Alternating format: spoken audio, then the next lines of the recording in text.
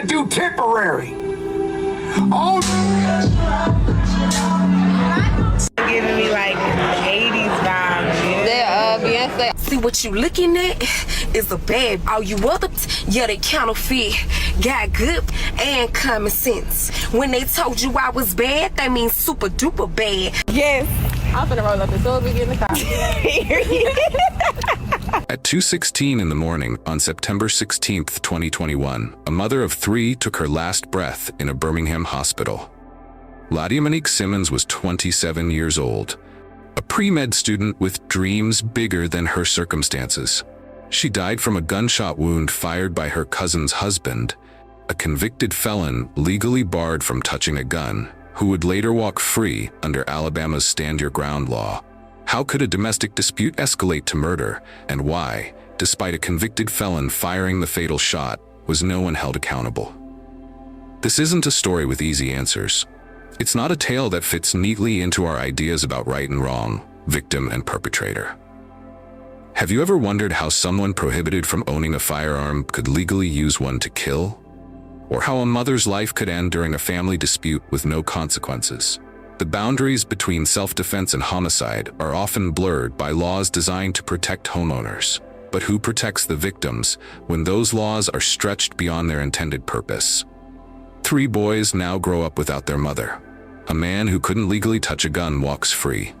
And a community questions what justice really means.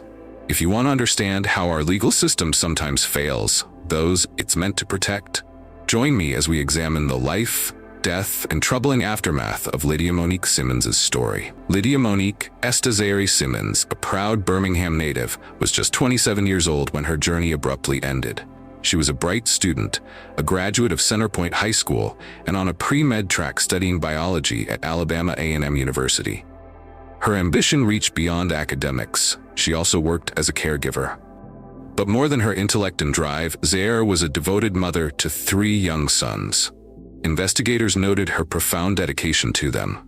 Her online profile described her as outgoing and creative, with a passion for art and learning.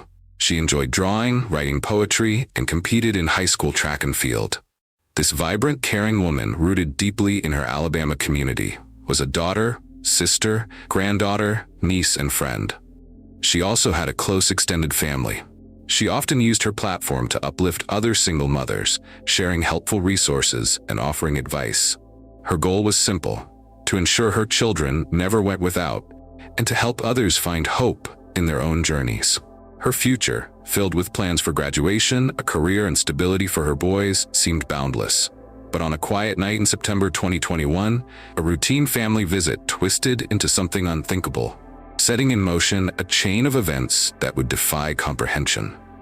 Her body got more curves than the Coca-Cola glass. Now this the type of make your main tenderoni mad. Comparing her to these other trash. This so RuPaul double bad. Her paper got on tights as if it was some rags. He asked me for my name. I told him call me Kitty Cat. You make it rain, okay, but I'ma make it hell. She keep on throwing one. She about to go to Dollar Jail. I step foot off in the club. Now watch me order up 2 pallets. I done threw enough money in here. I could've bought the palace. You just give them tips, but what I give them make them strip. Call me. Cause what I get, I make it flip. Stop playing. The clock edged past 1 in the morning on September 16th, 2021. Deputies with the Jefferson County Sheriff's Office received a dispatch. A shooting was reported at a residence in the 500 block of Osceola Circle in Fairfield, Alabama. Officers arrived to a volatile scene, finding evidence that gunshots had been fired during a heated argument between family members. Inside the home, Zaire Simmons lay critically wounded. She was quickly rushed by ambulance to a nearby hospital. Tragically, her fight ended there. Lydia Monique Estazari Simmons was pronounced dead at 2:16 a.m. Deputies learned that one of the individuals involved had called 911 from a convenience store after leaving the house. That person was Clevin Milton, the homeowner and Zaire's cousin-in-law. Milton reported the shooting and told officers he would wait at the store. Deputies took him into custody there. Police noted that he and other witnesses were cooperating fully with the investigation. The immediate circumstances seemed clear. A family argument escalated, leaving Zaire mortally wounded. Yet, in a bewildering turn, Prosecutors did not file charges against Milton that night. He was released after questioning and no arrest was made. For 5 long months, silence hung heavy over the case. Then a sudden, jarring shift. In February 2022, a Jefferson County grand jury indicted 45-year-old Cliven Milton on an intentional murder charge in connection with Zaire's killing.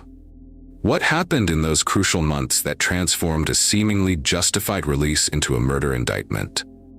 The answer lies in the concealed past of the man who fired the fatal shot.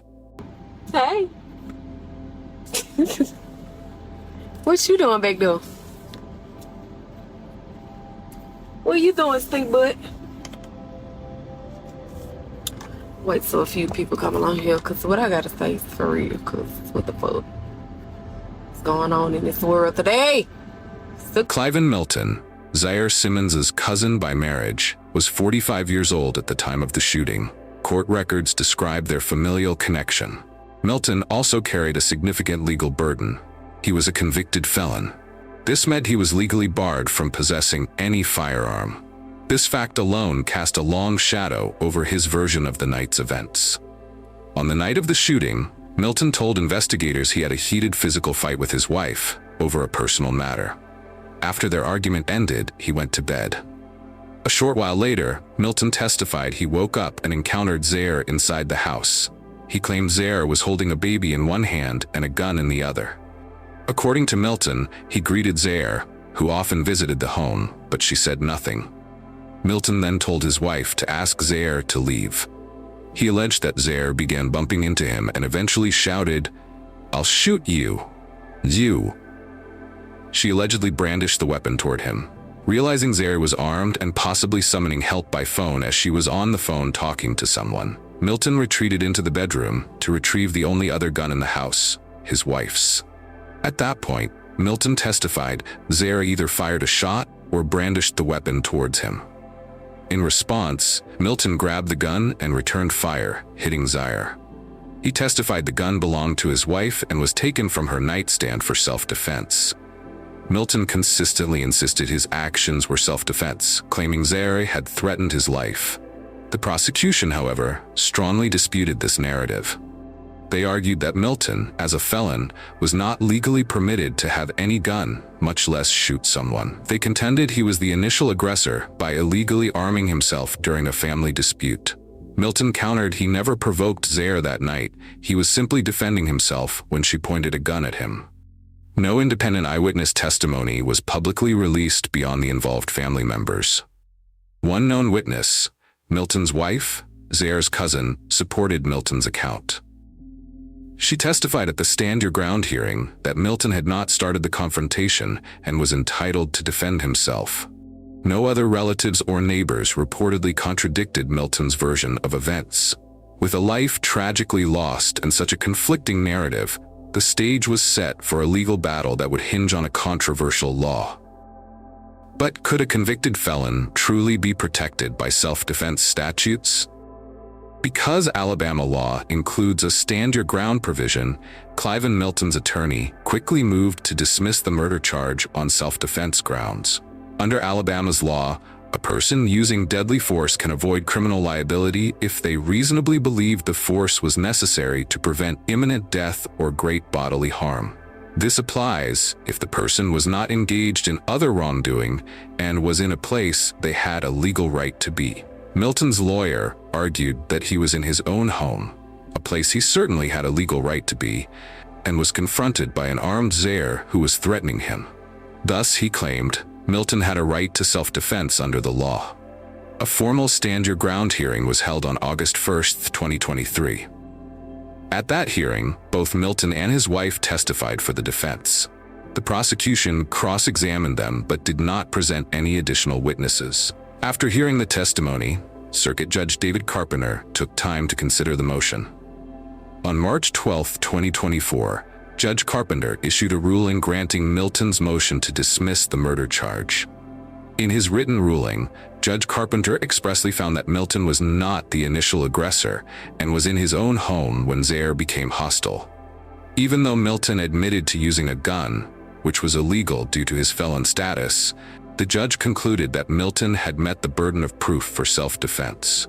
Judge Carpenter wrote he had no reasonable alternative than to take possession of the firearm, and he reasonably believed that temporary possession of the firearm would avert the threat, and he maintained possession only as long as necessary to avoid the threat. In short, the court accepted Milton's claim that he shot Zaire only in fear for his own life. With the murder charge dismissed, Milton walked free of all charges related to the shooting.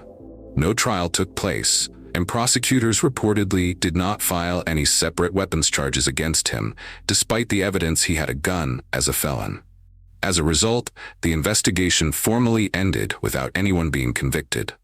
The shooting was legally deemed justified under Alabama's self-defense law.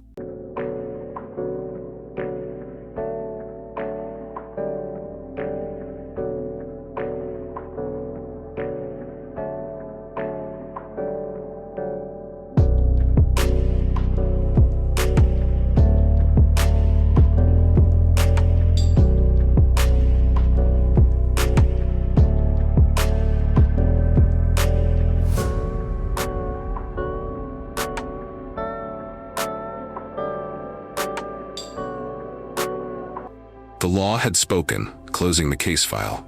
But for those who loved Zaire, the pain of losing her and the unsettling questions about justice had only just begun. 3 children without a mother, a man who couldn't legally possess a gun walking free, a legal system that somehow found room to justify it all. The story of Ladyamanique Simmons forces us to confront uncomfortable questions about how justice works in America. When Judge Carpenter dismissed the charges against Cliven Milton in March 2024, he created a precedent that extends beyond one case in Birmingham. Can a convicted felon claim self-defense with a weapon they're prohibited from possessing? According to this ruling, yes, if the threat seems immediate enough. The law designed to protect homeowners now protects those who, by law, shouldn't have access to deadly weapons in the first place. What message does this send? That legal prohibitions matter only until they don't? That some lives weigh less in the scales of justice? Ladyamanique's 3 young sons will grow up with photographs instead of memories. They'll hear stories about their mother's determination, her dreams of becoming a doctor, her creative spirit. But they'll never experience her guidance through life's challenges or feel her pride in their accomplishments. They'll also grow up knowing that the legal system determined her death was justified, a conclusion that raises profound questions about accountability and protection. For the community in Birmingham, this case represents more than one family's tragedy. It highlights how laws intended to protect can sometimes create new vulnerabilities, especially when firearms enter already volatile situations. The legal chapter of this story closed with Judge Carpenter's ruling, but the human story continues. It continues in the lives of 3 boys growing up without their mother. It continues in a community questioning the boundaries of self-defense. And it continues in conversations about who our laws truly protect. Ladyamanique Simmons was more than a legal case or a statistic. She was a mother, a student, a dreamer who believed education could transform her family's future. Her story deserves to be remembered not just for how it ended, but for the determination that defined her life. If stories like Ladyamanique's matter to you, stories that challenge us to examine our justice system and question who it serves, like and share this video.